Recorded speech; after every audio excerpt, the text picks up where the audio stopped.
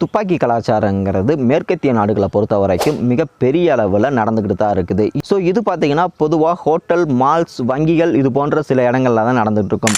ஆனால் இப்போ இது ஒரு படி மேலே போய் பார்த்தீங்கன்னா அங்கே எலெக்ஷன் நிற்கக்கூடிய முன்னாள் அதிபருமாகிய டொனால்ட் ட்ரம்ப்புக்கு பார்த்தீங்கன்னா இது நடந்ததாக சொல்லப்படுது. இவர் பார்த்தீங்கன்னா தேர்தல் பிரச்சாரத்துக்காக பென்சில்வேனியான்ற பகுதிக்கு போகும்போது அவருக்கு இந்த மாதிரி தாக்குதல் நடந்ததாகவும் சொல்லப்படுது. ஸோ இந்த ஒரு தாக்குதலில் அவருடைய காதுகள் பாதிக்கப்பட்டதாகவும், அது மட்டும் இல்லாமல் பார்த்தீங்கன்னா அவருக்கு பின்னாடி இருந்த சில நபர்களுக்கு பார்த்தீங்கன்னா காயம் ஏற்பட்டதாகவும், அதில் ஒரு நபர் இறந்ததாகவும் சொல்லப்படுது. இதற்கு பார்த்தீங்கன்னா பல நாடுகளும் எதிர்ப்பு தெரிவிச்சுதான் வராங்க.